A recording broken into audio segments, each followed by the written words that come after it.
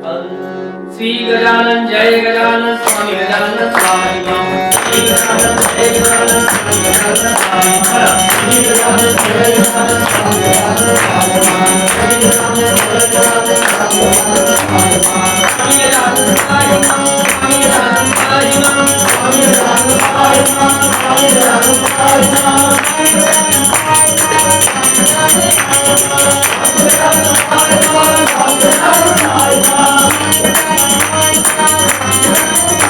गजानन स्वामी श्री गजानन स्वामी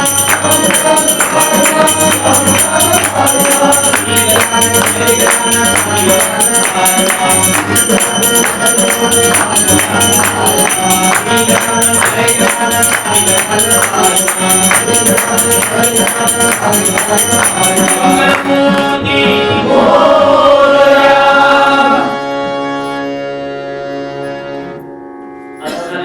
एक गोष्ट राहून गेली ती मध्ये पण काही म्हणणार होतं का असू दे उद्या करा बघा कारण मी त्या ओघामध्ये पुढच्या गजराला सुरुवात केली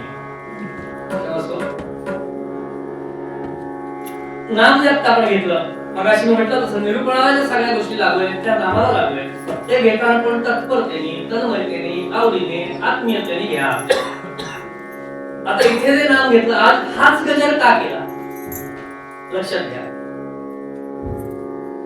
आपण कधी कधी आपल्या आयुष्यामध्ये असं म्हणतो पटकन अरे आत्ता तुझं नाव काढलं आणि तू आलास एखाद्या मित्रात किंवा मैत्रिणीचं नाव आपण घेतो तिच्याबद्दल चर्चा करत असतो आणि तेवढ्यात ती येते असं कधी कधी ज्याला कोइन्सिडन्स म्हणतात इथे तसं नाहीये पण ज्यांचं नाव घेतोय ते यायची गरजच नाही समोर होतो लक्षात आणि म्हणून त्यांचं नाव आपण घेतोय जे समोर मूर्ती रूपामध्ये आहे त्यांचंच नाव आपल्या मुखातून आपण घेतलंय लक्षात घ्या याचं कारण आणि नामाचं जे पुण्य आहे की नाही ते ज्याचं त्याला आहे तुम्ही जोरात गजर करा असं बुवा जरी सांगत असले तरी त्याच्यामुळे बुवांच्या बिदारीत काही वाढ होत नाही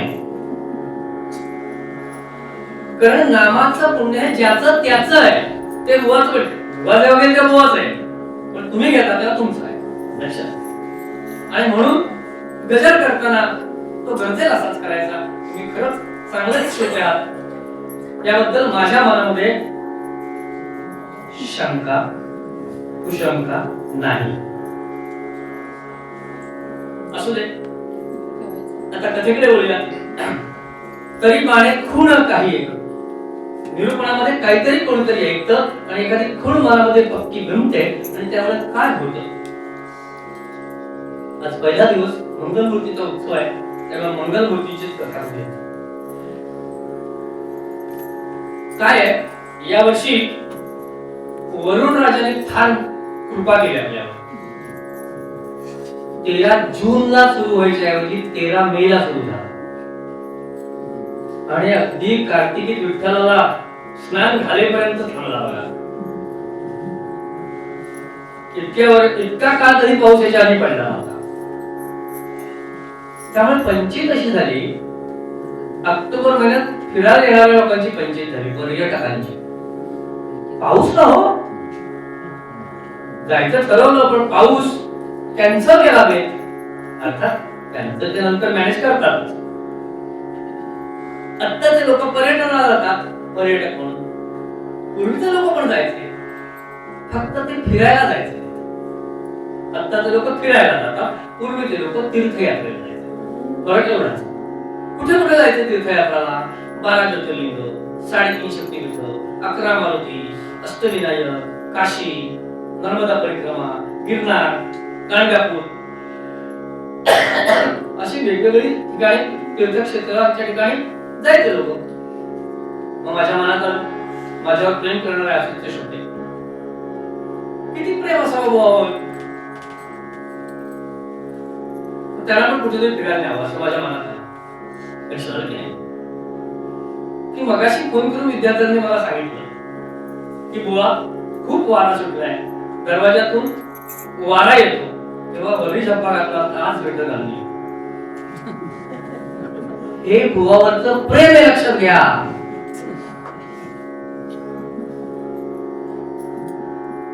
मग अशा शोधाने आपण पण कुठेतरी फिरायला जाऊया मुद्दा तिथे आपला लक्षात आलं की नाही? मग कुठेतरी द्यायचं. तर आपल्या परंपरेमध्ये काय सांगितलेलं आहे? कुठेही पहिलेपणाचा मान कुणाला? मंगलमूर्तीला. कुठच्याही गोष्टीमध्ये पहिलं करायचं असेल तर मंगलमूर्तीला. फिरायला जायचं तर पहिल्यांदा आपण कुठे जाऊया? अष्टविनायकात जाऊया. बरं, अष्टविनायकामध्ये सुद्धा पहिलं कुठे जातात? प्रश्न नाही, घाबरू नका. एकही प्रश्न विचारणार नाही 5 दिवसात. निश्चल करा. हा, त्या मगाशी सगळ्या शंका सांगितल्या ना, त्याच्यात एक सांगायची राहिली जी तुमच्या मनात असेल, पण ती लघु असेल म्हणून बोललो होतो.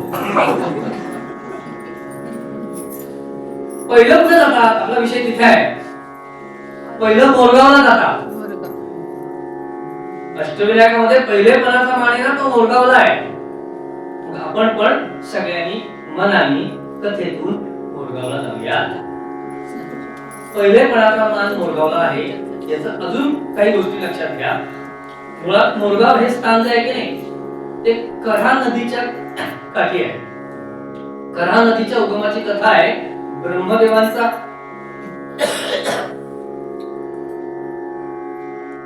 ब्रह्मदेवांचा कमंडलू उलटला आणि त्याच्यातून जी सुरू झाली ती कऱ्हा नदी आहे. तिथे ते स्थान आहे मोरगाव. महत्वाची दुसरी गोष्ट, आपल्यामध्ये कसं पहिलेपणाचा मान गणपतीला, याच्यात पण कोणतेही मंगल कार्य असू दे, तुम्ही आम्ही मंगल कार्यानंतर आरती करतो. पण या आरतीमध्ये सुद्धा आपण काय प्रथा पाळतो? पहिली सुखकार्ता. कुठेही जा तुम्ही आपल्या महाराष्ट्रात, लक्षात घ्या. कोणी समर्थांनी आरती, बरोबर ना? सुखकर्ता आरती समर्थांची आहे. ती आरती समर्थांना मोरगावला सुचले, लक्षात घ्या. तिथे तिचा उगम आहे. आणि अशा या मोरगावला अष्टविनायकामध्ये सुद्धा पहिलं ठिकाण आहे. म्हणून आपण आज सगळ्यांनी कथेतून मनाने मोरगावला जाऊया.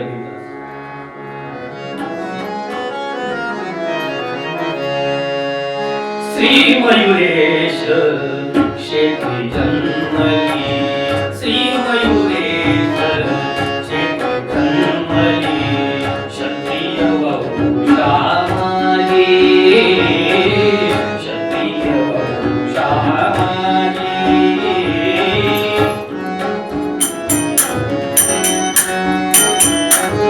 कमला नामे तुझे भक्तीने,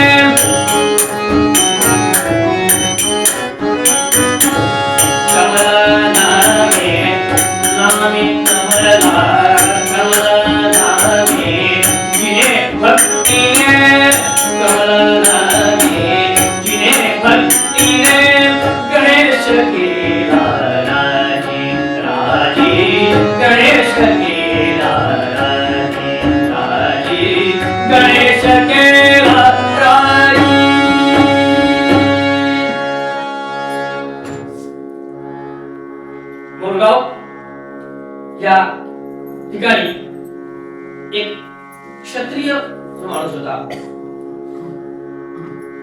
आता क्षत्रिय म्हणजे त्या काळातली गोष्ट आहे. त्या काळामध्ये म्हणजे आपण असं म्हणूया चातुर्वर्ण्य होते.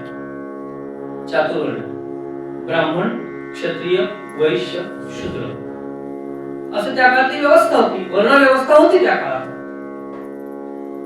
आता मग आज नाही का? तर या प्रश्नाचं उत्तर आहे नाही आणि आहे. म्हणजे असा प्रश्न पडेल, बुवा नक्की कुठच्या पक्षात? हल्ली काहीच सांगता येत नाही. मला माहिती आहे आचारसंहिता सुरू झाली, पण काही सांगता येत नाही. या पक्षात का या पक्षात? अलीकडे होते, अलीकडे होते. पण लक्षात घ्या, चातुर्वर्ण नाही हे तरी बरोबर असतो. ती वर्णव्यवस्था नाही तरी तेच पाळतो आपण. कसं पाळतो ते बघा. आपण आज देखील ज्ञानदानाचं जे काही काम करतो ते सगळं ब्राह्मणाचं काम करतात. ज्ञानाच्या क्षेत्रात ज्ञान दुसऱ्याला देण्यासाठी पौरोहित्य असेल, कीर्तन असेल, प्रवचन असेल, काही हे जे काम आहे ना, ते ब्राह्मणाचं काम आहे. जे सैन्यामध्ये किंवा मिलिटरीमध्ये काम करतात ते क्षत्रियाचं काम करतात. जे व्यापार उद्योग करतात ते वैश्याचं काम करतात. आणि इतर काही सेवा पुरवण्याचं जे काम करतात ते शूद्राचं काम करतात. म्हणजे आज सुद्धा व्यवस्था तीच आहे. किंवा अगदी स्वतःचा विचार करा. बाकी सगळं जाऊ दे. शरीराचं उदाहरण पण असंच देतात, ब्राह्मण, क्षत्रिय, वैश्य आणि शूद्र. आणि आपल्या प्रत्येकामध्ये पण 4 वर्ण आहेत. पटवून देतो. पहिलं ब्राह्मण म्हणजे शिकवणं दुसऱ्याला. आपल्याला आहे की नाही? प्रत्येकाला आवड आहे दुसऱ्याला शिकवायची. अगदी कोणीच नाही मिळलं तरी नवऱ्याला शिकवतात की नाही? हो ना. आपण ब्राह्मणाचं काम करतो ना, क्षत्रियाचं काम. आता तुमची बाजू. खरंच तिथे झुरळ आलाय असं जर म्हटलं तर ई असा घरात आवाज येतो आणि त्यावेळी आपण लगेच शूर असल्यासारखे पुढे जातो आणि त्याला मारतो. झुरळ पालते काय असेल म्हणजे संरक्षण. मला म्हणायचं काय, तिथे आपण काम करतो की नाही सैनिकाचं, क्षत्रियाचं काम करतो आपणच असतो. ते घरात काही वस्तू आहे, थांब थांब मी आणतो. कुठे स्वस्त मिळते मला माहिती, गावकीच्या दरात. वैश्य. आणि रविवारी किती मोठा साहेब असला तरी गाडी देतोय, पंखा पुसतोय, गाज पुसतोय, कपड्याने इस्त्री करतोय. म्हणजे आपल्यामध्ये पण ते आहे लक्षात घ्या. स्वतःमध्ये मुद्दा आपला कुठून निघाला होता, तो क्षत्रिय होता. तर तो क्षत्रिय होता आणि त्या काळाच्या दृष्टीने तो कुठच्या तरी एका राजाने म्हणा सैन्यात नोकरीला होता आणि त्याला एक पत्नी होती. छान संसार चालला होता आणि भगवंताच्या कृपेने त्याला एक उत्तम अशी कन्या रत्न प्राप्त झाली. ते पहिले काही कौतुकाचे दिवस, लाडाचे सगळे दिवस चालू होते, सगळं चालू होतं.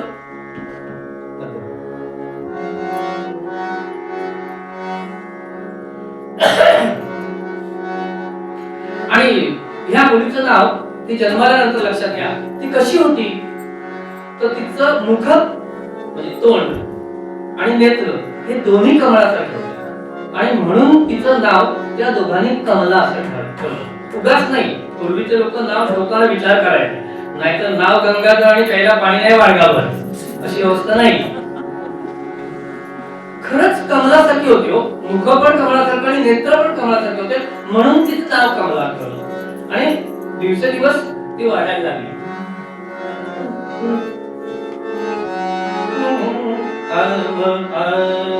दिवसा माझी कन्या वाणे, दिवसा माझी कन्या वाणे, चंद्रकले समते जते म्हणे.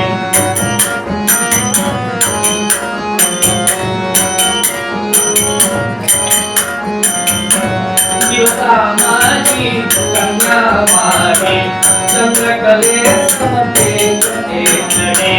पाहुनी ऐसे दिव्य रूपडे चकित चिन्ह होते. पाहुनी ऐसे दिव्य रूपडे चकित चिन्ह होते. दिवसामध्ये ती वाढायला लागली आणि खरंच रूप इतकं सुंदर होतं ना. चंद्राची जसा कलेकलेचं सौंदर्य वाढतं तसं इथं सौंदर्य वाढायला लागलं आणि लोक चकित होऊन तिच्याकडे बघायला लागले. इतकी सुंदर होती. लक्षात नाही, नावही सुंदर, ती होती सुंदर. आणि भाग्य असं वडील जरी असले तरी गावामध्ये मंदिर होतं, मयुरेश्वराचं मंदिर. तिथे मोरगावच्या मंदिरामधलं चाललं आपण आणि तिथे रोज कीर्तन प्रवचन चालू असायचं. गोंधळला जसं 365 दिवस सगळं सुरू असतं लक्षात, तसं तिथे त्या काळात सतत सुरू असायचं. आणि आई वडिलांबरोबर कमला 2-1 वर्षाची होती तेव्हापासून निरूपणात जात होती. आपला आजचा विषय निरूपण आहे लक्षात घ्या. आणि 2 वर्षाच्या मुलीवर तेव्हापासून कानावर निरूपण पडत होतं लक्षात घ्या. आणि म्हणून माझा तुम्हाला सगळ्यांना आग्रह आहे, मुलाला घरी झोपवू नका, त्याला इथे घेऊन या. इथे येऊन झोपली तरी चालते, जागा भरपूर आहे आपल्याला. घरी राहून तो मोबाईल किंवा टीव्हीच्या स्क्रीन मध्ये अडकण्यापेक्षा इथे येऊन झोपलेली परवडली. मध्येच कुठेतरी जागेवरती तेव्हा चांगलंच कानावर पडेल. ती जबाबदारी बुवाची. लक्षात घ्या. कारण काय असतं माहिती का, हे ऐकलेलं जे असतं की नाही त्याच्यावर विचार चिंतन मनन सुरू होतं. म्हणून निरूपण महत्वाचं आहे. आता बघा तुमच्या इथली पद्धत आहे, चांगली पद्धत आहे. कीर्तन झाल्यानंतर आज मला वाटते गोडाचा शिरा असेल. 10 वर्ष येतो ना, असू दे काही तो नाही महत्वाचा. कीर्तन झाल्यानंतर खाणं असतं की नाही, ते खाल्ल्यानंतर आपण काय करतो, घरी जातो आणि घरी गेल्यानंतर आपण झोपतो आणि झोपेमध्ये ते बसतो. तसंच लहान मुलांनी काय सांगितलं माहितीये का, ती लहान मुलं इथे येतील, ती काहीतरी ऐकतील, ते त्यांच्या कानामध्ये जाईल. आणि लक्षात घ्या, तुम्ही काय करता माहितीये का, तुम्हाला किती चांगलं सांगू दे, जाताना इथे ठेवून जातात बुवाजवळ सगळं. आणि म्हणून बुवाजवळ सगळं परत राहतं. दुसरीकडे सांगायला संपत का नाही, तुम्ही इथे ठेवून जाता सगळं. पण लहान मुलं ते करत नाही. ऐकलेलं सगळं लहान मुलं आपल्या बरोबर घरी घेऊन जातात, कारण ती बालबुद्धीने ऐकतात आणि जाताना त्याच्यावर विचार करतात, चिंतन मनन करतात. बघा शाळेत येणारी लहान मुलं बघा, किती आई वडिलांनी काय सांगू दे, बाईंनी असं सांगितलं, बालभाव आहे. आणि तोच तिथे ऐकल्यानंतर घरी जाताना ती चिंतन मनन करतात. म्हणून ते चांगलं कानावर पडण्यासाठी इथे आणा. आणि तुकोबाने पण सांगितलं, श्रवणाद्वारे घेती ग्रास, श्रवणाद्वारे घेती ग्रास. तो घास आहे, तो लहान मुलाला घेऊ द्या. म्हणून लहान मुलाला काय ते मध्ये ओरडू देईल, रडू देईल, इकडे तिकडे धावू देईल. हा बुवा मोठा शिवाला नाहीये किंवा दाढीवाला पण नाहीये. म्हणजे त्यांना भीती वाटावी. मुद्दा तिथे आहे. तरी कमला रोज कीर्तनाला जात होती. तिथल्या तिथे अशी ती व्यवस्था, इकडे असे पुरुष बसले, तिकडे स्त्रिया बसल्या. आपल्या आई बरोबर जवळ ती बसायची आणि रोज तन्मयतेने ऐकायची. आणि बुवा भैरवेश्वरासमोर कीर्तन करणारे बुवा, ते याची महती सांगायचं. हा मुलाधार आहे, या सृष्टीचा मुलाधार आहे. तो कुणाला कधी निराश करत नाही. तो सगळ्यांच्या हाकेला धावून जातो. तो विघ्न हरण करतो. तो दुःख नाहीस करतो. तो सुख करताय. असं मंगलमूर्ती बद्दल इतकं बुवा निरूपणातून सांगत होते, ते कमलेच्या मनामध्ये ठसत होतं. लक्षात घ्या, माझा गणरा आहे, माझा मोरया गणरा आहे, हा भाव तिच्या मनामध्ये निर्माण झाला की मला काही वाटलं की मी कुणाला येऊन सांगेन, मी त्याला येऊन सांगेन. आणि बुवा म्हणाले, तो कुणाला निराश करत नाही. तो सगळ्यांसाठी धावून जातो. दुःखाच्या वेळेला सगळ्या विघ्नांचं निवारण करतो. हे सगळं तिच्या मनामध्ये बिंबलं जात होतं. लक्षात घ्या, कारण ती ते निरूपण तत्परतेने, तन्मयतेने, आत्मीयतेने ऐकत होती. पूर्वजांना जोडतोय मी. आणि असे दिवस चालले होते. पण तिचं दुर्दैव 6-7 वर्षाची साधारण होती आणि तिची आई गेली.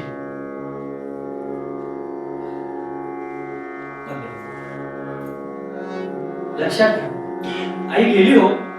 6-7 वर्षाच्या मुलीची आई गेली. तरुणपणी मरे कांता, बालपणी मरे माता. तरुणपणी मरे कांता, बालपणी मरे माता. तरुणपणी मरे कांता, वृद्धपणी मरे सुता. या नावे आधी भौतिका. हा वाईट दुःख आहे. ती लक्षात. बालपणी मरे माता. लहानपणी 6-7 वर्षाच्या मुलाचं आई किंवा वडील कोणी, कारण 6-7 वर्षाच्या मुलापर्यंत पूर्णपणे दैवत आई वडील असतात. दुसऱ्या कुणाचं ते ऐकत नाही. माझी आई, माझा बाबा, याच्या पलीकडे विश्व नसतं होतं. आणि सर्वस्व हरवून देणं म्हणजे काय आहे ना, ते त्या काळात ज्याचे आई वडील गेले त्याला कळतं. आई किंवा वडील कोणी एक जण गेला ना, तर ज्या उपेक्षा भोगाव्या लागतात त्या त्यालाच कळतात, ज्याला ते कळलंय. माझं दुर्दैव म्हणेन मी, पण मी माझे वडील नाही पाहिले, लक्षात घ्या. त्यामुळे मी ते अनुभवलंय, म्हणून ते इथून येतो. आई किंवा वडील कोणी जाऊ दे, बालपणी त्या दोघांचाच आधार असतो फक्त. आणि अशा वेळा या कमलेची आई गेली आणि तिच्यावर दुःखाचा डोंगर कोसळला. वडिलांनी विचार केला, माझी नोकरी वर यांची नोकरी कशी होती, सैन्यात नोकरी होती. हल्ली एक बरं झालंय, कोरोनाने केलेली मेहरबानी, वर्क फ्रॉम होम. पण सैन्यातली नोकरी वर्क फ्रॉम होम नाही झालं, ती तिथे जाऊनच करावी लागते. लक्षात आलं की? त्यामुळे मला तर नोकरीवर गेलंच पाहिजे. मग या 6-7 वर्षाच्या मुलीचं कोण करणार? आणि त्या काळची प्रथा होती, आणि म्हणून त्यांनी दुसरा विवाह केला. लक्षात, त्या काळात चालत होतं, दुसरा विवाह केला. त्यांचंही बरोबर होतं. मी जर सैन्यामध्ये गेलो तर रोज ह्या 6-7 वर्षाच्या मुलीचं कोण करणार? तर दुसरी बायको तिचं करेल. योग्य विचाराने, त्या परंपरेप्रमाणे त्यांनी दुसरं लग्न केलं आणि तेही दिवस हळूहळू सुरू झाले. पण कमलेचं आपण दुर्दैव म्हणूयात की तिची आई होती, ती काही झालं ते सावध होती. तेव्हा तिच्या मनामध्ये तुझा भाव होता. लक्षात घ्या की ही माझी नाही,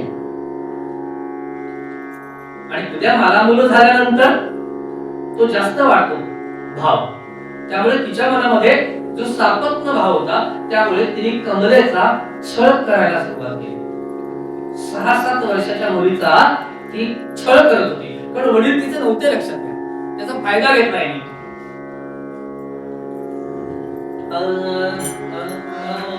मनी धरून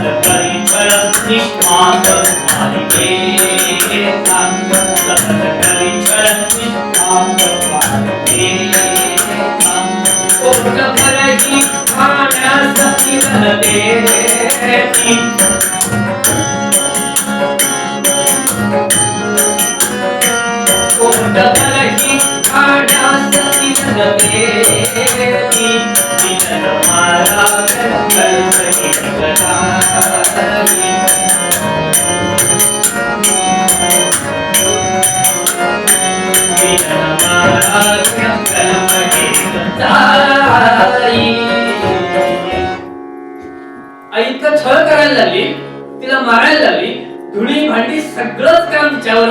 6-7 वर्षाची बिचारी कमला, पण सांगणार कुणाला? सांगायला कुणी नव्हतं. लक्षात घ्या, आई सांगेल ते करावं लागत होतं. चल पाणी आणायला नदीवर, नदीवर गेली पाणी आणायला, आणि ती कळशी आणताना बिचारी 6-7 वर्षाची मुलगी पडायची. हो, ढोपरं फुटली होती इथे. लक्षात घ्या, आणि नुसती ढोपरं फुटली नाही, पडल्यानंतर कळशी पडायची, तिला पोक यायचं, आणि त्यामुळे घरी आल्यानंतर पुन्हा मार बसत होता. खायला पुरेसं नव्हतं, शिळं पाकं असेल ते, आणि ते देतात सुद्धा हा काढते असा होते धपाटा. पोटभर खायला नाही, आणि काम मात्र धुणी भांडी सगळेच तिच्यावर पडलं. आई अक्षरशः राणीसारखी घरी राहत होती, कोणी नव्हतं. कधी कधी काही महिन्यानंतर जर वडील आले तर तेवढे 2 दिवस सुखात जात होते, कारण वडील घरी असल्यामुळे. पण पुन्हा रुटीन सुरू, आणि अशा अवस्थेत या कमलाचे हाल चालले होते. पण ज्याचा कोणी नाही, त्याचा माझा गणराज आहे. एकच फक्त महत्वाची गोष्ट लक्षात घ्या, त्या काळात त्या गावामध्ये महत्वाची जी पद्धत होती, मंदिरामध्ये जे कीर्तन प्रवचन असेल तिथे घरातले सगळे लोक हजर राहतात. लक्षात, तुमच्या इथे खूप चांगली परिस्थिती आहे. 10-12 जणांमध्ये सुद्धा कीर्तन करायची वेळ आली नाही तरी तुमच्या इथे खूप चांगली परिस्थिती आहे. लक्षात, शक्यतो सगळे येतात. संख्येचा विचार तुम्ही नंतर करा. पण चांगली परिस्थिती होती कारण तो काळच तसा होता, लक्षात घ्या. आता परफेक्ट उदाहरण देऊन सांगतो. त्या काळामध्ये असं घर नव्हतं की मंदिरामध्ये कीर्तन किंवा प्रवचन आहे आणि या घरातलं कोणीही गेलं नाही, असं घर नव्हतं. म्हणजे अगदी परफेक्ट उदाहरण देऊ का, 50 लोक आहेत आणि यातला आता एखादा असा म्हणाला, वा माझ्याकडे आज माझ्याकडे मोबाईलच नाहीये. आधी शक्य आहे का? सगळ्यांकडे मोबाईल असतो, A to Z. हे जसं सार्वत्रिक आहे की नाही, की मोबाईल असणं, तितकं ते त्या गावात सार्वत्रिक होतं की देवळामध्ये कीर्तन प्रवचन आहे, सगळ्यांनी जायचं. निरोप पोचवा उद्या सगळ्यांपर्यंत. त्यामुळे कमलाचं एक भाग्य होतं, संध्याकाळी सगळी कामं आवरलेली असल्यानंतर कीर्तनाला जायची आणि आपल्या त्या जागेवर बसायची.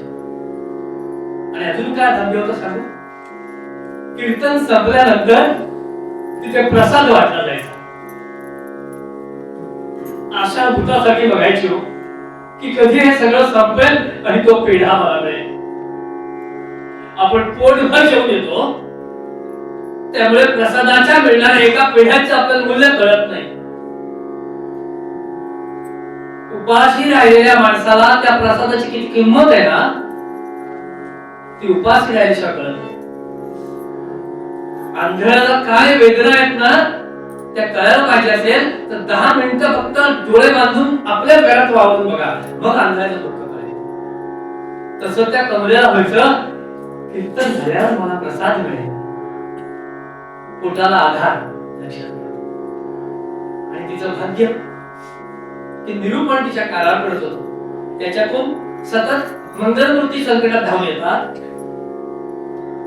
ते सुखकर्ता आहे, ते दुःखहर्ता आहे, ते विघ्नाचं निवारण करतात, ते कुणाला निराश करत नाही. हे कानामध्ये ते जात होतं आणि पोटाला प्रसाद मिळत होता, त्या प्रसादावर वाढत होती आणि त्यामुळे दिवसेदिवस तिची धारणा पक्की होत होती आणि मंगल मूर्तींवरच्या श्रद्धेचं रूपांतर निष्ठेत होतं. निरूपणाने हे होतं. श्रद्धा थोडी डळमळीत असते, लक्षात घ्या. निष्ठा ही तिची मोठी बहीण आहे, ती डळमळीत होत नाही कधी. त्यामुळे हिची निष्ठा मनामध्ये ठाम होती की तो मंगल मूर्तीला मी सांगेन आणि तो माझं सुख करेल, सुख कार्य करेल. घरचं सगळं सहन करत होती हो. आणि असं सगळं चाललं होतं आणि एवढ्यामध्ये तिकडे मावळ प्रांतामध्ये, म्हणजे आजचा ग्वाल्हेर आणि इंदोर हा जो भाग आहे, तिकडचा मावळ प्रांत.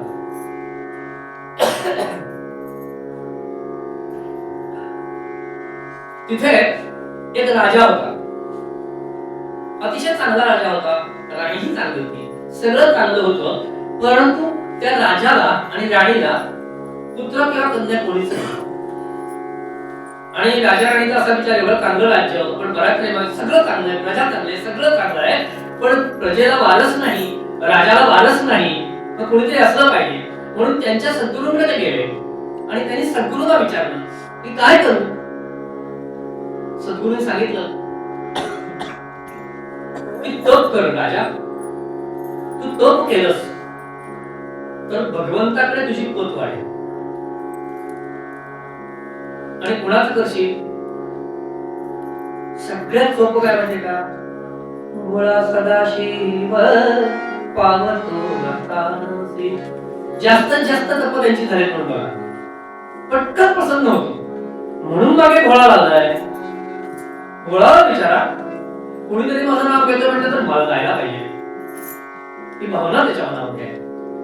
आणि या राजाने तप सुरू केलं आणि खरंच भोळा सदाशिव आहे तो प्रसन्न झाला त्याला. आणि उद्धरी दिनाचे निळे कळतं ना, त्याने राजाला विचारलं, राजा का माझं तप का करतोयस तू? राजा म्हणाला, भगवंता सगळं आहे तुझ्या कृपेने, पण राजा असून मला पुत्र नाहीये, राज्य कुणाच्या ताब्यात देणार? तेव्हा तुझा कृपा आशीर्वाद मिळावा आणि मला पुत्र रत्न प्राप्त व्हावं. भगवान शिवशंकर म्हणाले, राजा ठीक आहे, तू माझं तप केलंयस, तुझ्या प्रसन्न झालोय, पण काय म्हणाले, सगळेच जण माझं करतात आणि माझ्या स्वभावानुसार मी सगळ्यांना पसंत होतो आणि ते मागतील ते देतो, तो माझा स्वभाव आहे.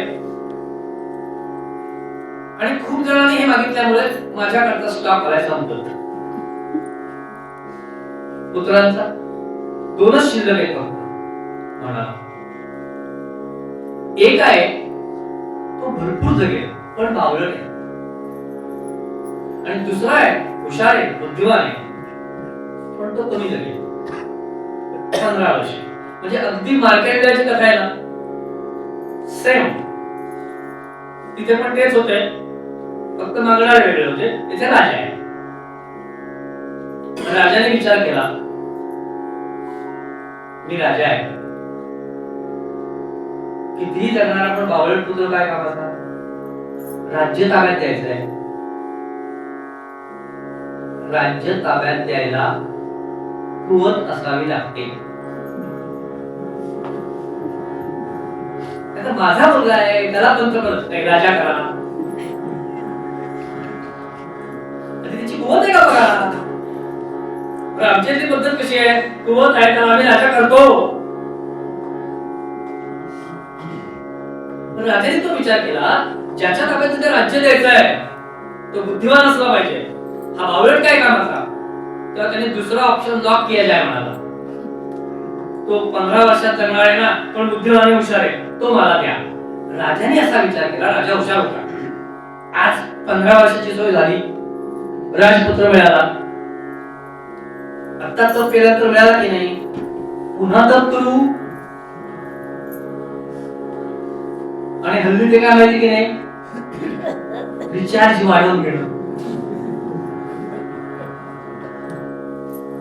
कसं करू याच्या बाबतीत, किती सोपी गोष्ट आहे. आणि खरंच सांगतो, राजाला पुत्र झाला, तो बुद्धिमान होता, हुशार होता, सगळं राजपुत्रच होता. उगाच मला राजा म्हणा नव्हतं, लक्षात आलं की नाही. आणि राजाने तो झाल्यापासून यज्ञ याग सगळं सुरू केलं. कशासाठी? याच्यासाठी, याच्या आयुष्य वृद्धीसाठी जे काही करता येण्यासारखं होतं ते राजाने सुरू केलं. पण राजाला माहिती होतं काय ते, त्यांनी कुणाला सांगितलं होतं राजाने. हा 15 वर्ष झाली. पण ते काय आहे, हल्ली ह्या काय म्हणतात त्याला, सिस्टीम आहे काय, की अचानक सगळं चालतं आपलं काय, मोबाईलची सगळ्या सिस्टीम असतात. ह्या सिस्टीम मध्ये एक व्यवस्था चांगली आहे बघा, की तुम्ही किती चांगला कार्यक्रम बघत असा, तुमचं टीव्हीचं रिचार्ज संपलं त्या क्षणात तसं की नाही. अरे आत्ता बोलत होतो, अरे संपलं ना, त्या क्षणात ते थांबणारच. ही सिस्टीम इतकी परफेक्ट आहे. मग माणसाने बनवलेली सिस्टीम इतकी परफेक्ट असेल तर देवाने बनवलेली सिस्टीम चुकेल काय? 15 वर्ष ज्या क्षणी झाली त्या क्षणी तो मुलगा तिथल्या तिथे गेला.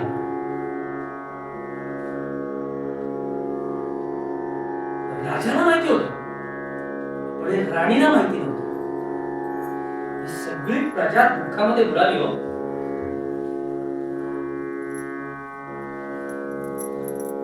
आणि राणी तर अक्षरशः मिठी मारून बसली त्या शावाला. तिला सहनच झालं नाही. माझा मुलगा गेला हे मान्यच करायला तयार नाही. आणि लक्षात घ्या, पुरुष भावनाशील असतात पण स्त्रिया भावना विवश असतात. फरक सांगेल तसं. ती भावना विवश झाली नाही. मी याला सोडणार नाही, मी याला जाऊ देणार नाही, मी याला जाळू देणार नाही. त्या प्रेताला मिठी मारून बसलो. सगळे समजावतायत पण ती कुणाचंही ऐकायला तयार नाही. ती म्हणाली मी याला जाऊ देणार नाही. शोकाकुल राणी बोले मग बाळ झाडका केला. शोकाकुल राणी बोले मग बाळ झाडका केला.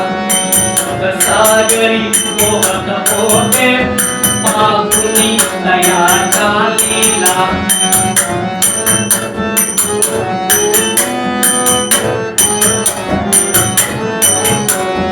सुख सागरी मोहक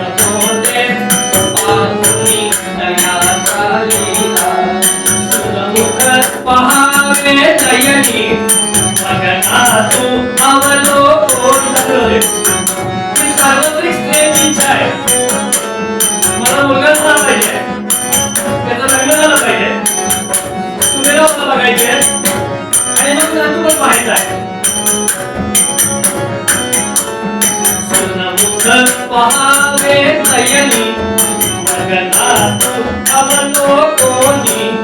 रमवीन अंकिते ऊनी, रमवीन अंकिते ऊनी. छामम पुरही नाही वाला सम मजही चाला. छामम पुरही नाही वाला सम मजही चाला. गाणी म्हणाले अजिबात ऐकणार नाही, याला चालू देणार नाही, काही झालं तरी चालू देणार नाही. आणि याला जाळीत तर त्याच्या चितेत मी जळेल. सती जातात तशी. आणि स्त्री होती. या जगात 3 हट्ट फार घट्ट आहेत. कितीही लठ्ठ असलो तरी मठ्ठ होतो आपण. घाबुआ माझं नाही. प्राणी हट्ट केला, मी याला जाळू देणार नाही. आणि याला जाळायची असेल मला त्याच्याबरोबर जाळ. कुणाचं काही झालं नाही. राजाने समजावण्याचा प्रयत्न केला. अब तो नातेवाईक सगळे आहेत, ऐकायलाच तयार नाही. दुःखाचं असं आहे, त्याचा एक आवेग असतो. थोडा शांत झाला ना, याने तो दिवस तसा जाऊ दिला. कारण हिचं सांगणं कुणालाच जमणार नव्हतं. याला असंच ठेवणं शक्य नव्हतं आणि त्याच्याबरोबर हिला जाणणं शक्य नव्हतं. असाच जाऊ दिला दिवस. आणि दुसऱ्या दिवशी एकदम वयोवृद्ध असा जो प्रधान होता, की जो राणीला सुद्धा आपल्या वडिलांपेक्षा मोठा होता, त्यांनी जाऊन राणीला सांगितलं, असं हट्ट करू नको. या दोन्ही गोष्टी होणार नाहीत. याला तसाच ठेवा शक्य नाही.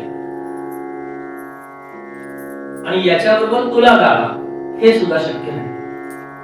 हे सोडून तिसरा पर्याय सांग, आम्ही मान्य करू.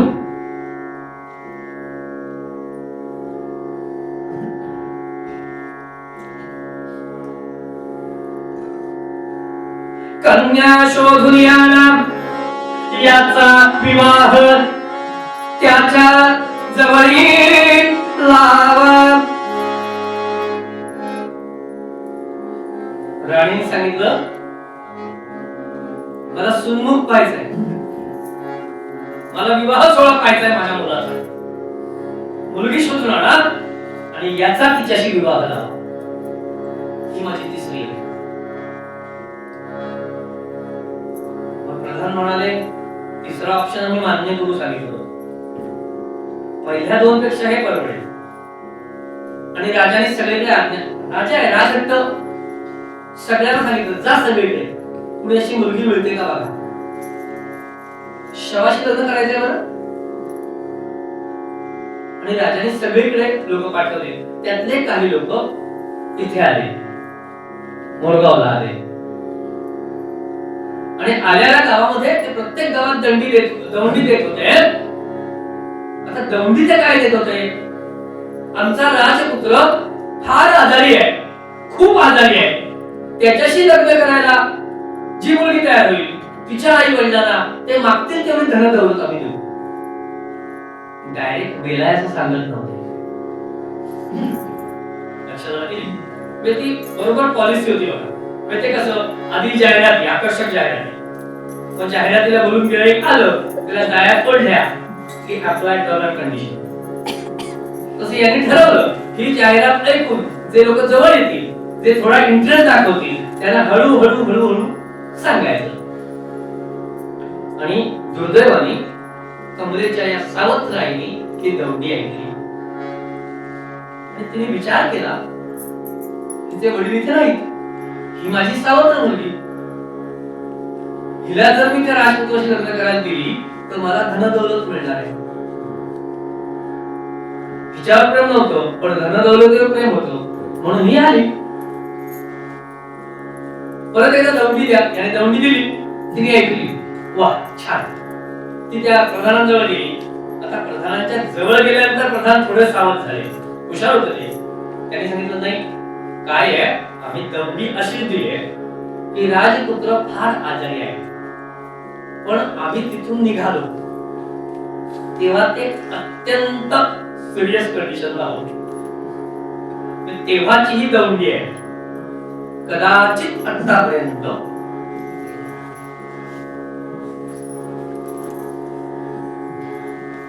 पण ही म्हणाली ठीक आहे, पण मग असं करा, गाडीभर सोनं नाणं माझ्या घरी नाही, मी माझी मुलगी तुम्हाला देते, याच्यात वाढ करा तुमच्या रकमेमध्ये, कारण कदाचित तो गेला असण्याची शक्यता असं म्हणताय ना, यांना माहितीच होतं नक्की गेलाय, पण सांगायचं कसं, शवाशी लग्न लावण्यातोय, कदाचित तो गेला असेल म्हणाले. पण तुम्ही काळजी करू नका, आम्ही तिचं सगळं नीट करू, कारण मुळातच ती राणी होणार आहे, त्यावेळेस सगळं राज्य तिचंच असणार आहे. तुम्ही काळजी करू नका, तुमच्या मुलीची नक्की काळजी घेऊ आम्ही. पण हिला कुठे काळजी होती? ठीक आहे, करार ठरला. आज संध्याकाळी गाडीवर धनदौलत माझ्या घरी आणखच व्हायची, उद्या सकाळी तुमचा जिन्नस तुमच्या ताब्यात देते. संध्याकाळी त्यांच्याकडे सोनं नाणं सगळं आलं आणि दुसऱ्या दिवशी पहाटेच्या वेळेला आई कमलेला उठवायला गेली. बाळा, हिला कळे ना, हिला रोजची लाख खाल्ल्याशिवाय उठायची सवय नव्हती. रोज सकाळी आई उठवत होती, पण लाख घालून. आणि आज बाळा उठतेस ना? कमला दचकून जागी झाली. तिला 5-6 वर्षाची असताना आपली आई अंगावर हात फिरवायची ना, ते लक्षात आलं, अरे माझी ती आई आली कसा, तिने खडखड डोळे उघडले, नाही. अरे माझ बदललं कसं काय? बाळा उठतेस ना, तुला अंघोळीला पाणी तापवून ठेवलंय, अंघोळ कर बर आणि छान छान कपडे घाल. कमला मनात विचार करते, भूत के मुख में ये राम नाम खास आ गया. माझ्यावर एवढं प्रेमाच कळत नाही. कुठली आईने तिला अंघोळ घातली, नटवली, सजवली आणि ते सांगितलं, बाळा तुझं की नाही एका राजपुत्राशी लग्न लावायचंय आज. राजपुत्र खूप आजारी, पण तू काळजी करू नकोस, तो बरा होईल. एकच सांगते, तू एकही शब्द बोलायचा नाही, एकही प्रश्न विचारायचा नाही. मी तुला त्यांच्याकडे देईन, ते तुला घेऊन जातील आणि तिथे राजपुत्राशी तुझं लग्न लागेल, ते सांगतील ते तू करायचं, तू काहीही बोलायचं नाही. आणि पहाटेच्या वेळेला कमलेला यांची ताब्यात देण्यात आली. तिला घेऊन तिथे गेले आणि तिथे सगळी तयारी केलेलीच होती लक्षात घ्या. पण राणीचा हट्ट होता, मला याचा विवाह बघायचा आहे, विवाह सोहळा बघायचा आहे. विवाह सोहळा तिकडे सुरू झाला.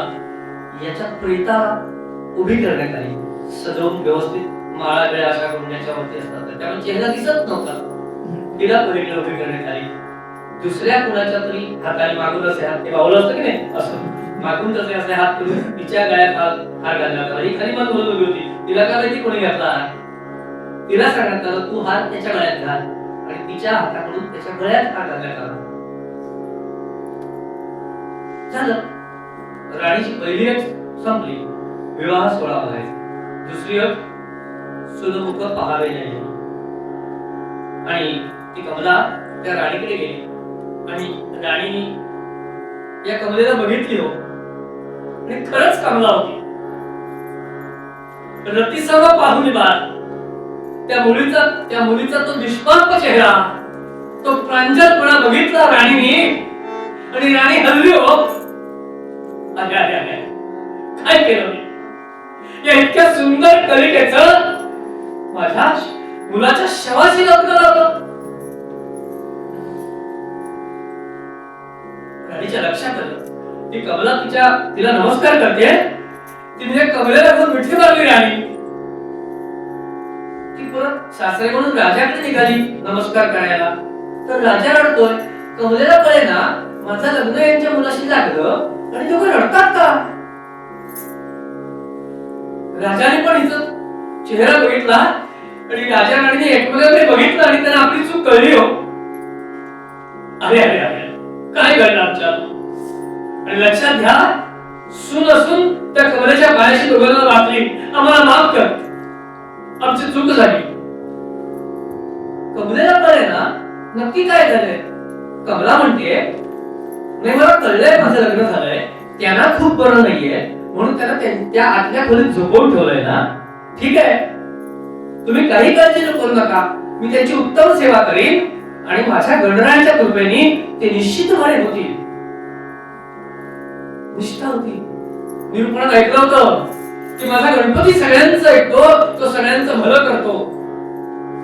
आणि हे तिच्या तोंडातून बाहेर पडल्यानंतर राजा आणि बक्षीच्या पायावर कोसळले.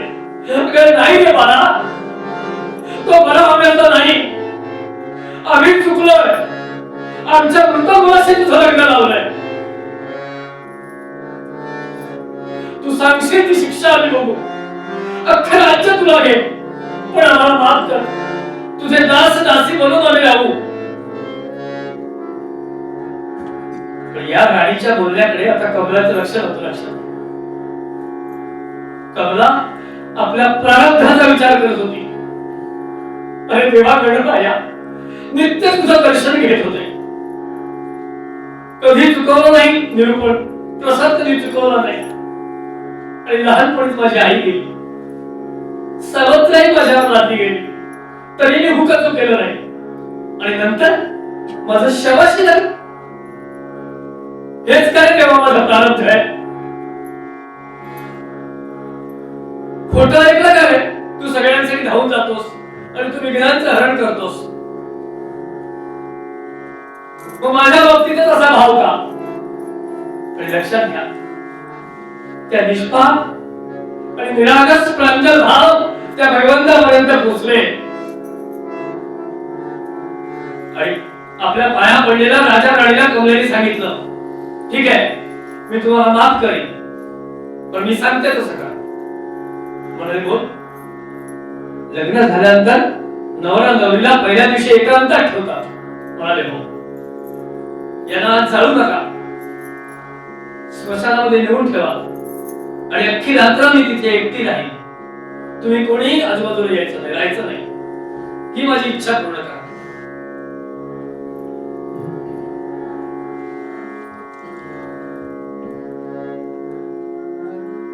नाही म्हणण्यासारखं काहीच नव्हतं. लक्षात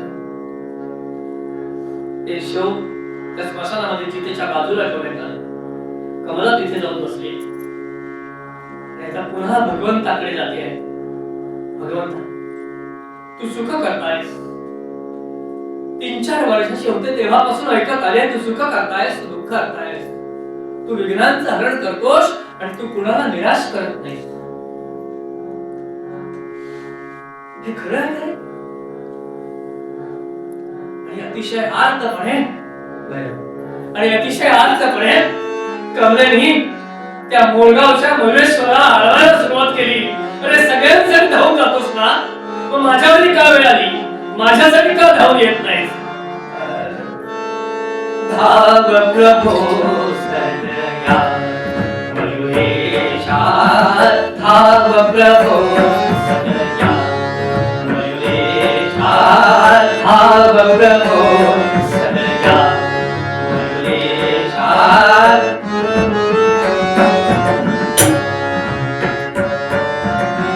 धाव प्रभो सनया मयुरेशा, तुझ बिन त्राता कोण जगिया.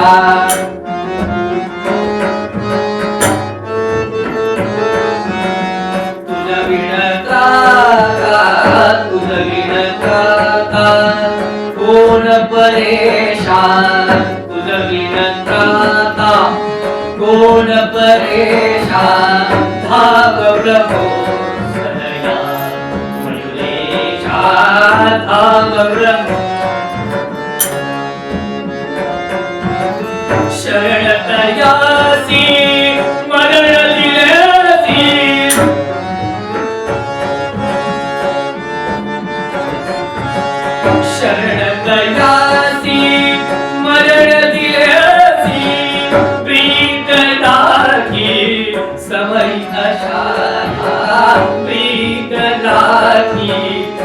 पैठ शाया धाव प्रभो सनया मरुलेशा धाव प्रभो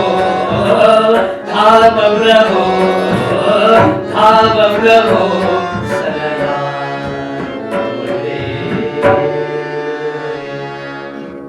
लक्षात घ्या, आजही या गादीवरून बाहेर येतो निष्पाप आणि निरागस आणि प्रांजल आणि प्रामाणिक भाव असेल तर आजही भगवंत धावून येतो, कारण तो फक्त भावाचा भोगेला. तिची धारणा स्वच्छ होती, भाव प्रामाणिक होता आणि वृत्ती निरागस आणि प्रांजल होती. प्रामाणिकपणानंतर प्रांजलपणाचं लक्षण. आणि खरंच मयुरेशाने विचार केला की अरे होय, भक्त सखा कळवळला,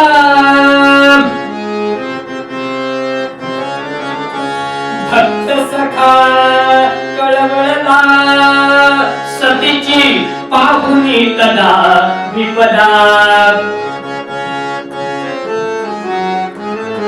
कमला सुखी करण्या, कमला सुखी करण्या, आज्ञापितो नग्न भैरवा.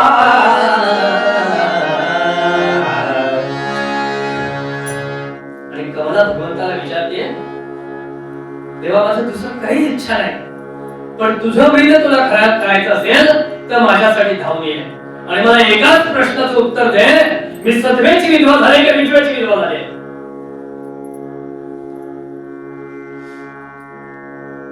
माझं काहीच मागणं नाही तुझ्याकडे, पण या प्रश्नाचं मला उत्तर दे, मी सधवेची विधवा आहे का विधवेची विधवा आहे.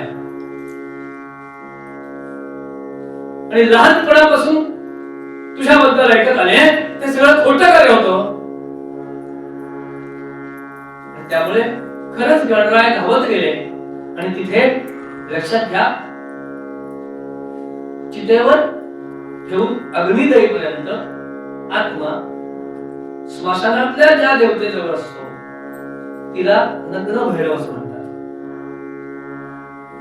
आणि मंगलमूर्तीने तिथल्या नग्न भैरवाला आज्ञा दिली की याचा जो आत्मा आहे तो माझ्याकडे आहे. आणि मंगलमूर्तीने याचा जो आत्मा होता राजपुत्राचा तो त्याच्याकडून घेतला. आणि लक्षात घ्या, अष्टसिद्धी आहेत त्याच्याजवळ, म्हणून तो अष्टविनायक आहे. सगळ्या सिद्धी त्याच्याजवळ आहेत ना. तो आत्मा पुन्हा याच्या देहामध्ये असा कोंकला आणि तो राजपुत्र झोपेतून जागा व्हावा तसा चितेवरून उठला. चित्त पावन. आणि उठल्यानंतर ही त्याच्या ओळखीची नव्हती. हा विचार करतोय, मी कोण? पण मी किती सांगितलं तरी राजा राणी सगळे असं लहान मूल होते. हा उठलाय म्हटल्यानंतर सगळे धावत आले आणि राणीने उत्तर दिलंय, ही कोण? ही तुझी पत्नी होती, पण ही तुझी आई आहे. तिला पत्नी म्हणून आणली, तुझ्या शवाशी तिचं लग्न लावलं. पण आपल्या पवित्र भावनेने आणि प्रांजलपणाने प्रामाणिकपणाने भगवंताच्या कृपेने तुला तिने दुसरा जन्म दिला, म्हणून तुझी ती आई आहे. आणि सगळ्यांना आनंद झाला. आणि राजा राणीने म्हणाले, चला आता जाऊया थाटामाटात सोहळा करायला. मी म्हणाली, कुठे जाऊया? मी म्हणेन तिथे जायचं. आणि तो सगळा लावाला करून ती पुन्हा बोलावला आहे. त्या गौरेश्वराचं दर्शन घेतलं आणि त्याला सांगितलं, असाच भक्तांच्या पाठीशी सतत राहा. ज्यांच्या मनामध्ये शुद्ध भाव आहे, प्रामाणिक भाव आहे, त्यांच्यासाठी वेळोवेळी धावून जाईल. आणि हे सगळं तिने कुठे ऐकलं होतं? निरूपण. म्हणून निरूपण तत्परतेने, तन्मयतेने, आत्मीयतेने आपलं मानून ऐका, शंका घेऊ नका. जसं तुम्हाला तिथे घेऊन गेलो होतो त्या मंगलमूर्तीच्या दर्शनाला, तसं परत दापकाळीतल्या मंगलमूर्तीचे ते आणून सोडतो. आणि तरी बाळे खूळ काही ऐकलं याच्यातून काहीतरी खूण आपल्या अंगात नक्की मांडली असेल. किमान या ठिकाणी जावं आणि ते ऐकावं एवढं जरी प्रत्येकाच्या मनामध्ये ठासून बसलं तरी माझे 2 तास सत्कारी लागले. काही एक तरी बाळे खूण काही एक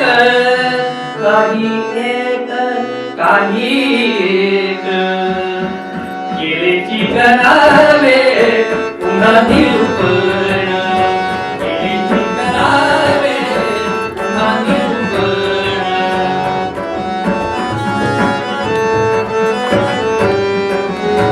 तरी बाळे खूण काही एक तरी अर्थात कुणाच्या मनामध्ये काय क्लिक होईल आणि कोण भगवंताच्या सेवेमध्ये कसा जोडला जाईल हे त्याच्या प्रारब्धात आहे. पण प्रयत्न सगळ्यांनी करायचे हे महत्वाचं आहे. एकाला एक खूण दुसरा दुसरे खूण प्रत्येकाच्या आयुष्यातली खूण वेगळी आहे. पण त्यासाठी भगवंतांनी टाकलेलं लोणी आपल्या तोंडात पडण्यासाठी आपला करून ते राहिले होते. तसे कीर्तनाला प्रत्येकाने तत्पर आणि तन्मयतेने बसा कधीतरी कल्याण होईल याची ग्वाही देतो. काही एक तरी बाळे खूण काही एक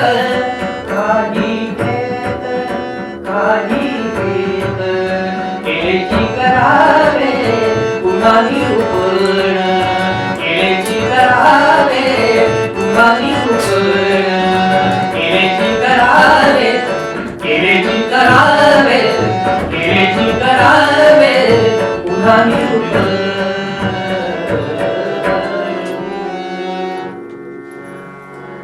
केलेची करावे याचा अर्थ घेतलेला पुन्हा घ्यायचा आणि तेच बोलायचं असं नव्हतं. एवढं तरी कळलं ना. आता हे कायम हे इथे फसू नये एवढं मागणं मागूया.